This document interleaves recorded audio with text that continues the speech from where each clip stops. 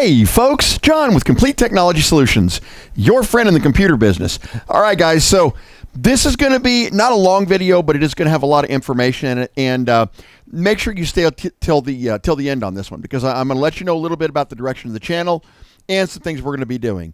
But in the meantime, time for a new launcher. Here we go.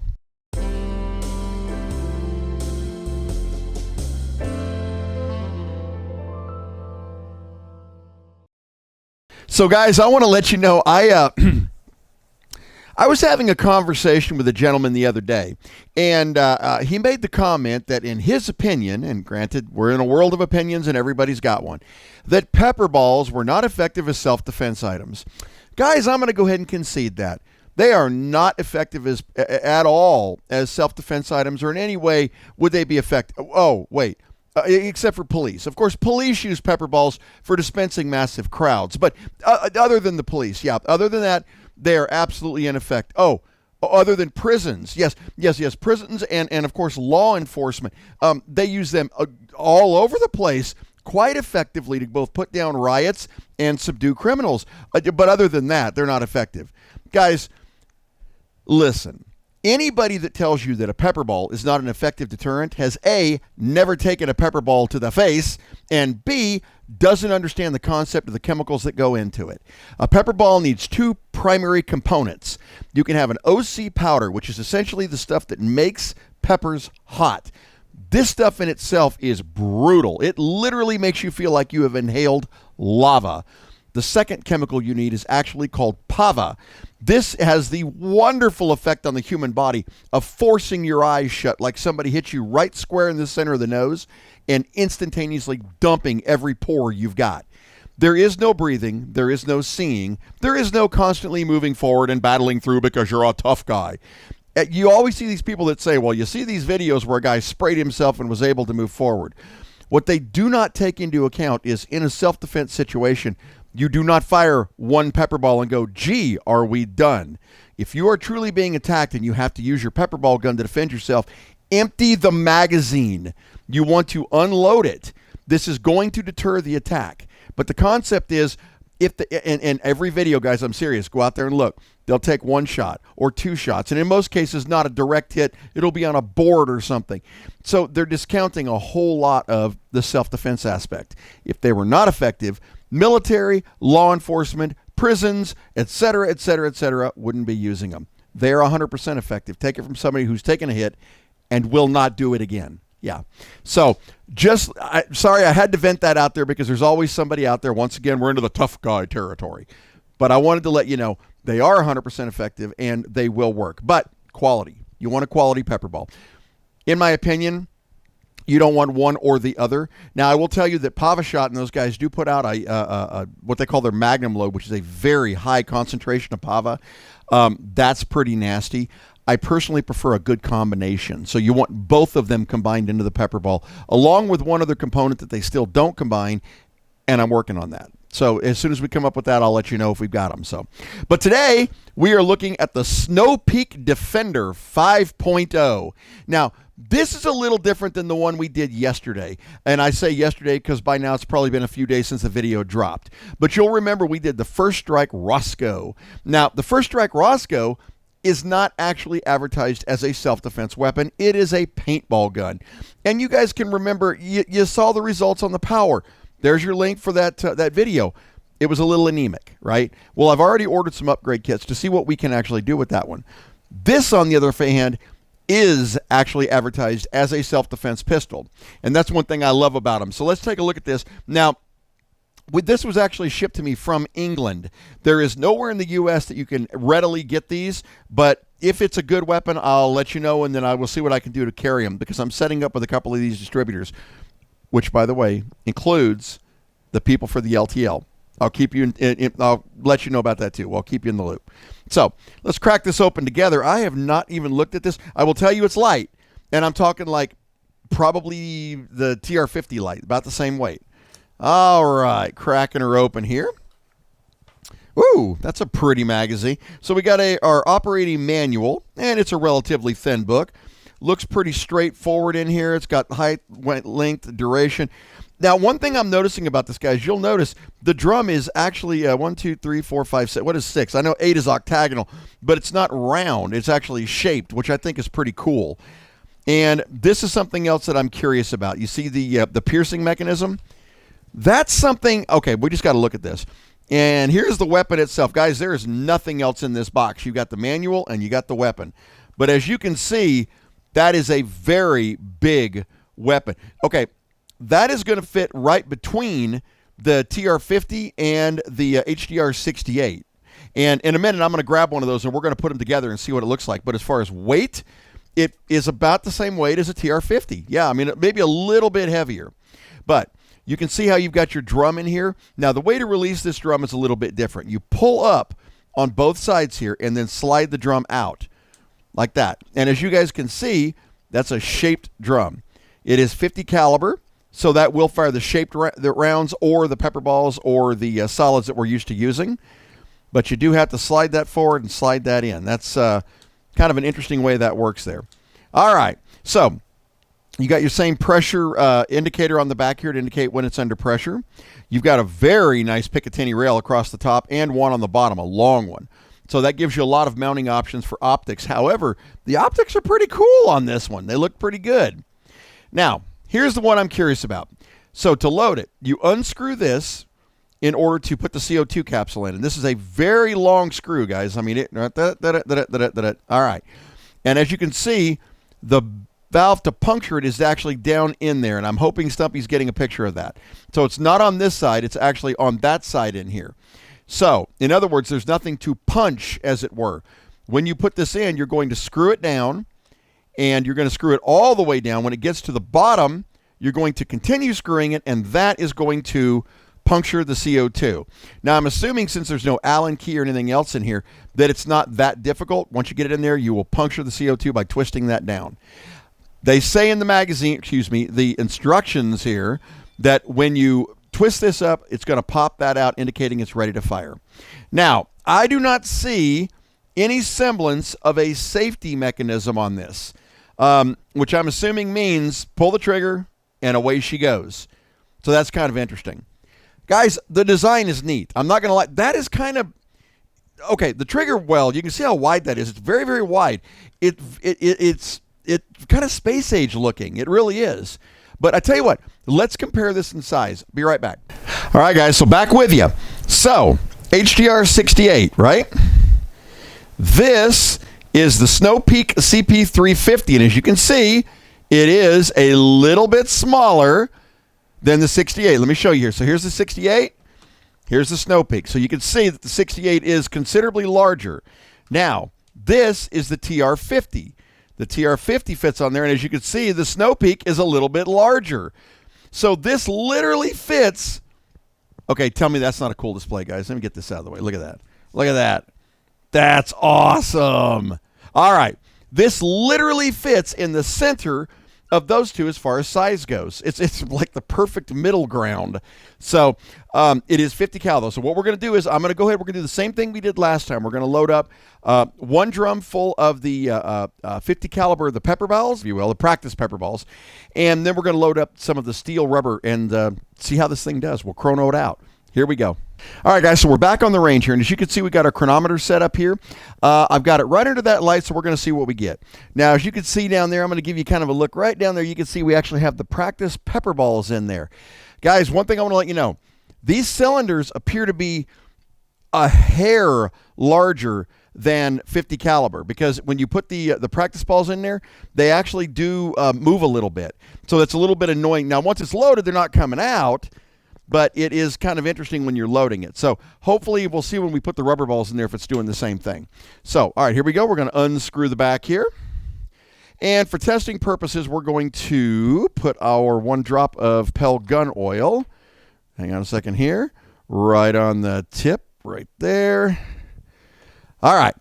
So we're going to put this in. There's our Pell gun oil, or excuse me, our marker oil. Nozzle down. All right, just like that.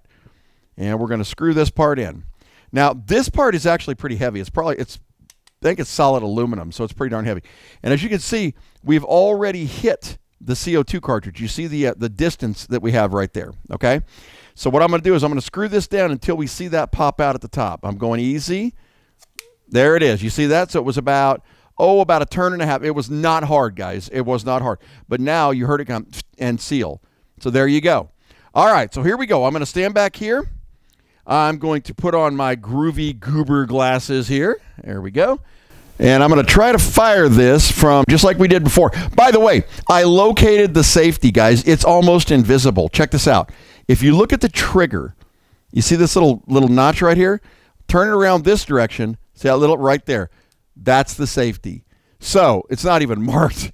But just know if you get this, that is your safety right there. And that allows the trigger to be pulled. So, all right, here we go. Goober glasses on, aiming it, and we're going to see if we're going to get any measurement right now. Wow, guys, that actually feels pretty powerful. Hold on, let's try it again. 395. 395, okay. 370. Look at that. Talk about a rupture ball when it hit. Jeez, all right. 364. And out. Guys, that is... that means that first ball was traveling over 400. All right, you know what? Let's test this. Same cartridge. We're going to leave the same CO2. Let me get some of those the heavier rubber steel balls, and let's see what it does. Here we go. All right, guys, so we got our rubber steel balls this time. As you can see, those actually stay in there. Those are not coming out. So I think those the practice pepper balls are just like a tiny bit smaller than these. So, all right, we're going to load this in here. And to load it is a little bit tricky, guys, because you have to pull this forward. You can see that actually releases that middle lever. And while you have it forward, you slide in your drum. So it's not that hard, but it is something you got to do. All right, let me go back around here to the side. And let's try this one more time. And I'm going to, you know what, let's keep the chrono on it. Because I have no question this would blow the snot out of the record. So let's see what we can do here. All right. 364. 360. Oh, that's an error. Jeez. Now that said 235. I don't believe that. 227. 220. 215. And out. Now, that was on the second CO2 cartridge. Just for giggles, let's load up another one and try it on a clear, clean CO2 cartridge. Be right back. All right, guys, so we've got our fresh. Now, I only had 4 more of those rubber steel there, as you can see, and I don't want to pull any of them out of the box over there because I want to make sure that we're getting a true assessment with a clean round. I don't want to have to clean these up, and I don't want any defects. So we're going to run with these, and let's see what we get. So, by the way, I'm kind of curious. When I put these in here, I only have 4 rounds left, so it should rotate. If it rotates the same way an American revolver does, we're good. But this is England, so who knows, you know what? No, I'm just kidding. All right, so once again, we're going to do this together. So watch the nozzle. I'm going to twist it. That's a half. That's a half. That's a half. So 1.5 turns is all it took. Guys, I hate to say it, I'm kind of digging this. Okay, hold on. So we got 4 rounds. Let's see if we can get a chrono out of this. So this is on a fresh cartridge. 379. 366, 364, 353, and I know we're out. Yeah. Actually, let's see. What was that? 4. So we had fired 4. That was 8, right? 9, 10, 15, 16, 17, 18, 19, 20, 21, 2, 3, 4, 5. You heard that actually drop off there after about 20 shots. But when you get low, push this. That'll release the pressure. Once the pressure is released, unscrew the cap. And out she comes, just like that. I'm not gonna lie, guys. This is kind of surprising. Let's go in here and talk about it, guys. Let's talk about the Snowpeak CP350 Defender. Look, I love being surprised. I'm not gonna lie to you. When I saw this thing, guys, it looked a little weird to me, and it felt a little light. But I'm thinking to myself, well, they're advertising that it's firing at 350 feet per second. That is an acceptable level for a pepperball gun.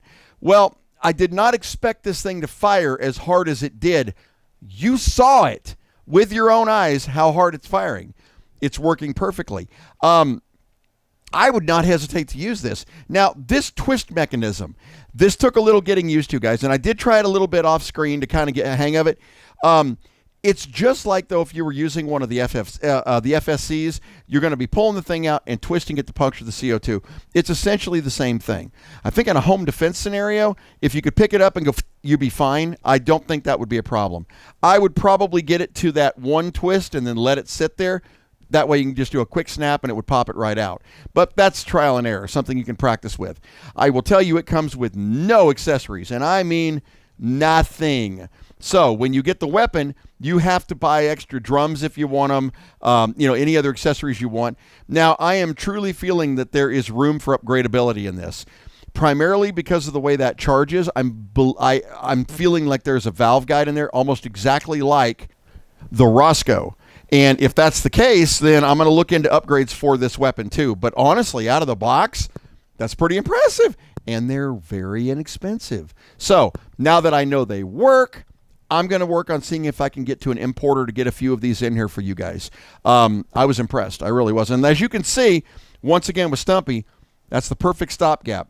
That's the difference between, wanting a nice, easy to conceal light weapon and wanting something that's a monstrosity that you can mount tons of cool stuff onto.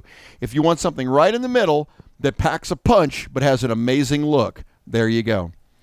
Pretty cool, right? I literally have 3 more new launchers right there, and they are coming up on the channel, and that's on top of the 2 head-to-heads and upgrades and all this other stuff I have planned. Speaking of plans, all right. First, I want to thank you guys out in the community. You've been incredibly helpful to me. You know what this channel means to me. Everybody that watches me and knows me well enough knows what all this stuff is behind me. You know how personal all these are to me. But a lot of you made a very valid point, which is that when this channel was started, it was all about computers, retro tech, and gaming machines and all that kind of stuff. And it still is. But it has evolved into where it's more of the less than lethal self-defense, and I love that too. So here's what I'm going to do. When I get back from our vacation this week, and by the way, if you're emailing me any questions or anything on this, comments on this, I won't be back. This video is going to drop on Wednesday. I will not be back until the following Monday, so that I'll be able to respond to emails and requests and all that kind of stuff. But when I get back, I'm going to talk to you guys about how I'm going to evolve the channel. Complete Technology Solutions is going to stay exactly what it is right now. I'm not going to change the name. I'm not going to break it off or anything like that, confusing or not. I am going to change the slogan, and you guys are the first to hear it if you stay till this point. The new channel motto, instead of your friend in the computer business, it is still going to be Complete Technology Solutions, but we're going to go under Alternate Arms Self-Defense. That is what we're going to be. So, and I think Alternate Arms pretty much spells out exactly what we're doing here. And it also gives me other options. And there are a lot of things that you guys don't know that I actually do on the side that I think a lot of you guys that are into self-defense are really going to get a kick out of. Now, I'm going to branch off to a second channel, and it's going to be Complete Technology Solutions, Computers and Gaming. That is going to be coming up shortly, and I'm going to move all of my technology stuff over to that channel. So when it's live, don't rush now. When it's live, I will link it in a video, and any of you guys that are interested in that kind of stuff, we're going to have that over there too. Now, everybody that knows me knows that I sprinkle my personality into both of them. So a lot of what you see here is what you're going to see over there, but there will be some things there that you won't see here, and et cetera, et cetera, et cetera. So thank you guys so much for watching. I can't wait to get out of here. Get out of Dodge for a while, man. I need a vacation. But let me know what you think about the Snowpeak Defender. Guys, I am impressed. Let me know what you think. Have a fantastic weekend, guys, and a great week, and I'll see you when I get back. Bye-bye.